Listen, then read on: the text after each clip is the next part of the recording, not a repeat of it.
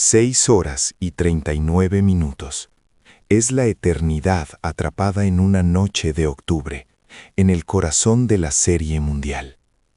Y mientras el reloj avanzaba hacia la 18ª entrada, con 10 lanzadores de los Dodgers ya agotados, la incredulidad, el estupor y, francamente, el miedo puro recorrieron el mundo del béisbol.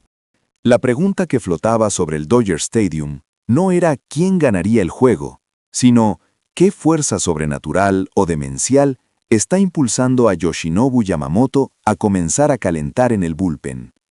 Esa es la incógnita que prometo desentrañar hoy, el acto de desafío físico más asombroso en la historia reciente de los playoffs, un momento que redefinió el concepto de guerrero en la MLB.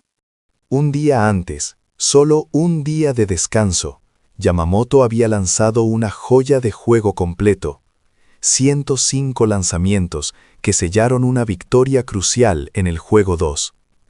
Según todos los manuales de fisiología deportiva, según el pacto sagrado entre el brazo de un pitcher y la junta médica, ese brazo debería haber estado envuelto en hielo, desconectado y puesto en modo de hibernación.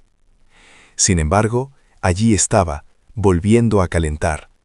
La reacción internacional fue instantánea y profunda, bifurcándose en dos corrientes, la admiración mística y el terror absoluto.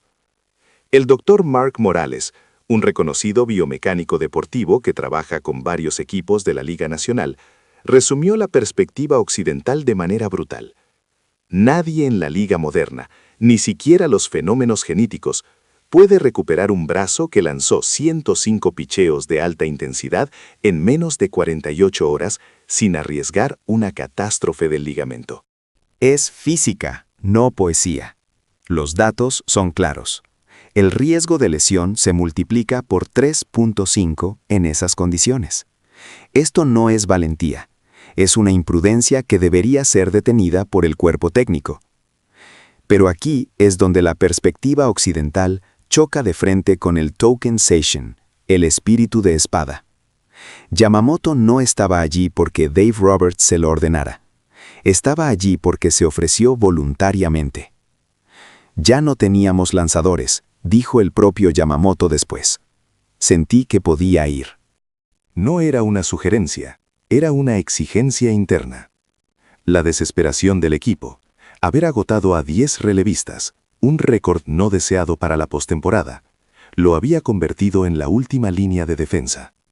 Si el juego llegaba a la entrada 19, él era el elegido. Roberts lo confirmó más tarde, con una reverencia implícita. Él iba a lanzar tanto como lo necesitáramos.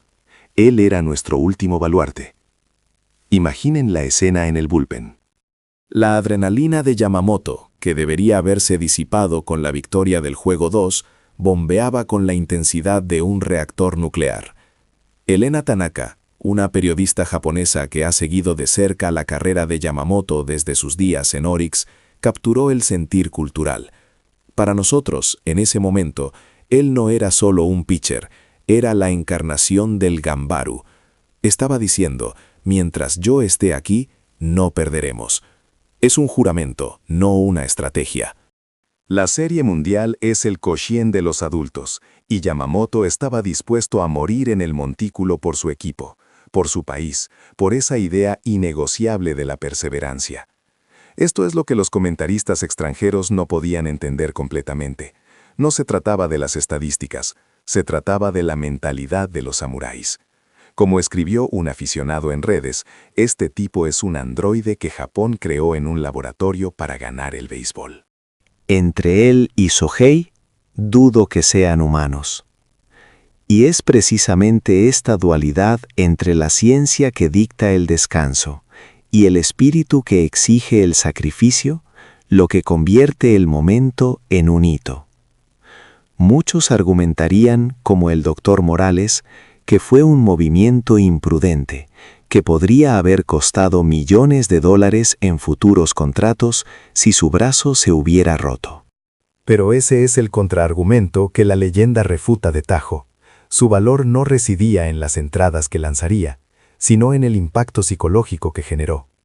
Los Blue Jays, sabiendo que el hombre que los había dominado solo 48 horas antes estaba calentando, se enfrentaron no solo a 10 lanzadores agotados, sino a la amenaza inminente de un fantasma. Es la definición de la guerra psicológica.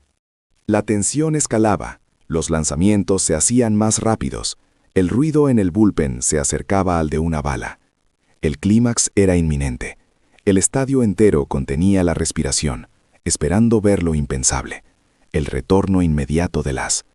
Y entonces llegó el giro de la trama. En el fondo de la 18ª entrada, cuando la narrativa de Yamamoto alcanzaba su punto álgido, con el brazo ya caliente y el manager Roberts listo para darle la señal, Freddie Freeman conectó el sayonara dama, el jonrón de despedida, que puso fin al maratón. El juego terminó antes de que Yamamoto tuviera que dar un solo lanzamiento significativo. El alivio fue palpable, la celebración explosiva. Yamamoto saltó del bullpen y se unió al júbilo, abrazando a Ohtani y Sasaki. Pero la hazaña ya se había consumado. No hizo falta que lanzara. Su simple disposición a hacerlo transformó el campo. El verdadero MVP, como sugirieron algunos comentaristas, no era un individuo, sino Japón, un país capaz de producir atletas con esta clase de tenacidad mental. Pero si tenemos que nombrar a su campeón mental, a su samurái indomable, solo hay un nombre: Yoshinobu Yamamoto. Los Dodgers pagaron $300 millones por su talento. Sí, pero la razón real de esa inversión se manifestó en ese bullpen, la voluntad indomable. Un fanático lo resumió perfectamente con una frase inquietante. Él es un psicópata, pero en el buen sentido. Simplemente se niega a perder. La historia de Yamamoto calentando tras un día de descanso no es una anécdota sobre el descanso perdido, es un testimonio de la determinación absoluta. Él no solo lanzó un juego completo, él redefinió lo que significa estar completo. Y por eso, Yamamoto, sin haber lanzado una sola pelota en el juego, se convirtió en una leyenda de la postemporada.